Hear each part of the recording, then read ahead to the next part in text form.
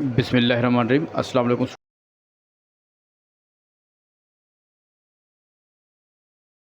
बिस्मिल्लाहिर्रहमानिर्रहीम स्टूडेंट्स, ये क्वेश्चन है। इसमें आपको वैसे एक डायग्राम दी हुई है, ट्राइंगल पी क्यू बी और फिर है जी पी क्यू ए। ये कंप्लीट एक ट्राइंगल दी हुई है, एक्स और वाई दिया हुआ है।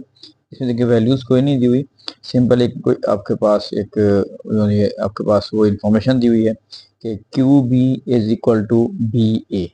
ठीक है, then using suitable substitutions for the length of P Q QB and BA determine whether x is twice of y। कि आपने अपनी तरफ से कुछ वैल्यूज लेनी है और ये शो करना है कि क्या जो एंगल x है वो एंगल y का ट्वाइस है कि नहीं है। ठीक है जी, बेसिक क्वेश्चन ये है। तो अब हमने यहाँ पे एक थ्योरेटिकल ज़्यादातर आपके पास ये क्वेश्चन आ रहा है लेट कर लेते हैं कि क्यू बी को और जो बी ए हम इसको 2 रख लिया है, यानी अगर क्यू बी 2 है तो बी ए भी क्या होगा, 2 होगा।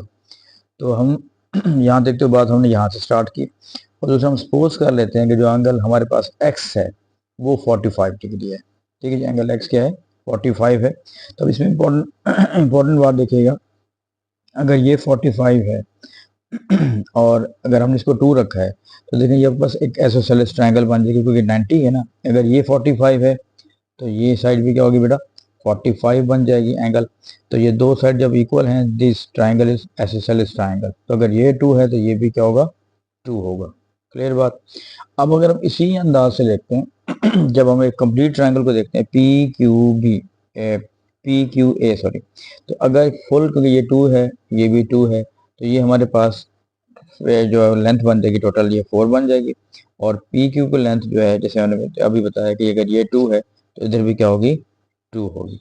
अब अपने एक इंपॉर्टेंट बात ध्यान रखना है कि हमने सपोज किया कि जो एंगल क्या है वो x जो है वो 45 है, उसकी वैल्यू को लेके हमने आगे चले हैं। अब हम निकालते हैं वैल्यू ऑफ y, कि वैल्यू ऑफ y आपके जो एंगल y है वो क्या आ रहा है, क्या वो जो एंगल x है वो उसका ट्वाइस बनता है कि नहीं बनता। अब देखिए इसके मुताबिक ये आपके पास अपोजिट है साइड है और ये आपके पास एडजेसेंट साइड होती है, यानी जो दो एंगल के दरमियान में होती है। ये इसको आप परपेंडिकुलर और बेस भी कह सकते हैं, जिस तरह भी आपने इसको याद किया हुआ है।